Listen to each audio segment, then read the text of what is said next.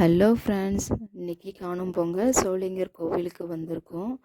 இதுதான் உள்ளே போகிற வழி. இது படியிலேருந்து மேலே போகணும். இதை நான் சுற்றி எடுத்தேன், பாருங்கள் எப்படி இருக்குன்னு சொல்லிட்டு. எதிர்க்கவே ஒரு குளம் இருக்குது.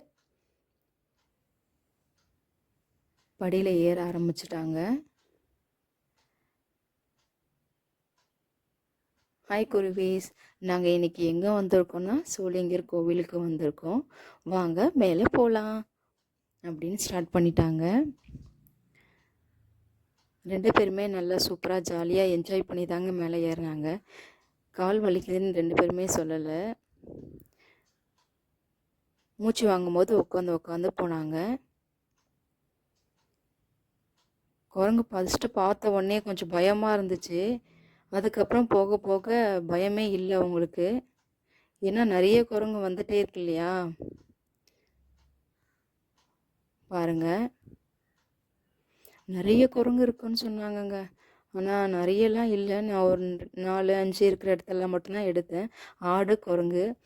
கொம்பு வந்து குரங்கு ஓட்டுறதுக்காக கொம்பு எடுத்துக்கிட்டாங்க. அதான் பாப்பா விடவே இல்லைங்க.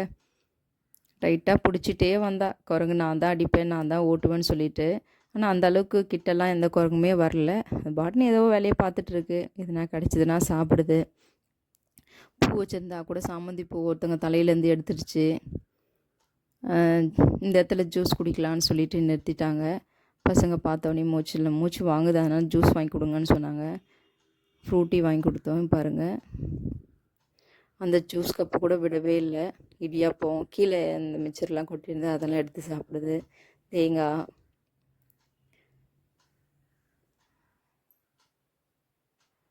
மேலேருந்து எடுத்தால் இங்கே பாருங்கள் எப்படி இருக்குன்னு சொல்லிட்டு பேன் பார்த்துட்ருக்காரு இவர்.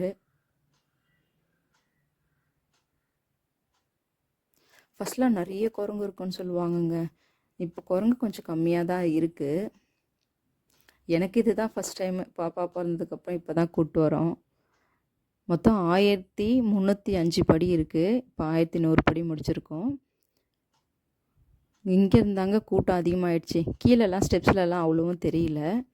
மேலே வந்ததுக்கப்புறம் தான் கூட்டம் அதிகமாகிடுச்சு. இங்கே லாக் ஆகிட்டோம். இந்த இடத்துல வந்து ஒரு 1 ஹவருக்கு நகரவே முடியல. அந்த மாதிரி லாக் ஆகிட்டோம்.